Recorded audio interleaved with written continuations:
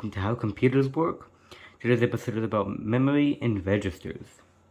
So you can see here, there's the AND gate, the OR gate, the NOT gate, and the XOR gate. If we put a little circle at the end of each, we'll get the NAND, NOR, and XNOR. And the NOT gate becomes a buffer. We put a little line at the end of this buffer, we get a conditional buffer. So, I'm gonna move our paper up a little bit. So when we, let's combine some of these gates and see what we get. Let's have a D input. This is D input. We're going to a NOT gate and also split. Split into another area. And we'll have an AND gate at the end of a NOT and at the end of the NOTted. And then we'll have an E input, which will go into the inputs of both AND gates. Then we'll do something a little bit funny. We'll have a NOR gate. So one of the inputs of the NOR gate will be the AND gate on both sides. However, the other input of both NOR gates is going to be the output of the other NOR gate. This is a little bit weird. So we have here the truth table. So we'll have an E input, which is if it's 0, we have a star. I'll show you what that is. And the E input, when you turn it to 1, Q becomes what D is. And not Q becomes the opposite of it. The star means that it'll latch. This is called a D latch. It thus means that it'll keep the same input as it had before. E0, it'll just be what it was before. Even if you change D. So this is the symbol we'll have for a D latch. Let's continue on. So let's say that we want to put a conditional buffer. What this thing is, it will at the end of our Q input, so ignore the not Q. We just have a Q. So this will go, and we'll have the thing that controls whether the buffer is on will be called R.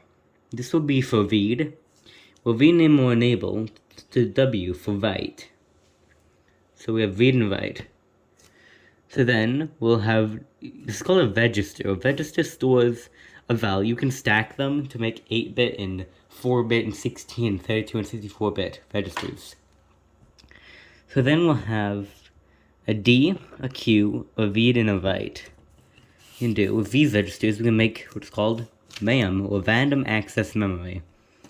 So we'll have a bunch of registers, maybe like 256 registers. It will have an address, which is where you want to do things in RAM. There's A over here. And each part of RAM, it's like piece of RAM, address by its address, called a word. Usually in 8-bit CPUs, it would be a byte, or 8 bits. And 4-bit CPUs, it would be a nibble, or 4 bits. And 16-bit, it would be 16 bits, and so on. So, we're going to have a word, which is how long you want your CPU to work on, usually a power of 2. Then and another thing we can do is have a bunch of, maybe a few registers, maybe like 4, maybe 8, maybe 2, who knows. These are going to be normal registers. This will be called a register file. These will be connected to our ALU for temporary storage. And speaking of ALUs, we'll have our ALU right here, and we'll have the output go to what's called an accumulator type of register, and we'll feed that back into the B input. This helps us do operations like multiplication and division and other operations such as that. Well, let's review. So we're gonna have a D latch, which is gonna be input to a NOT gate, or an input to a NOT gate. We have a D input to a NOT gate, sorry. We're gonna have an AND gate on both sides. E is gonna go into the AND gates. And this basically just stores what's last in there. And the E input changes Q to D. Registers, which will read and write. Read outputs from the register, write changes it.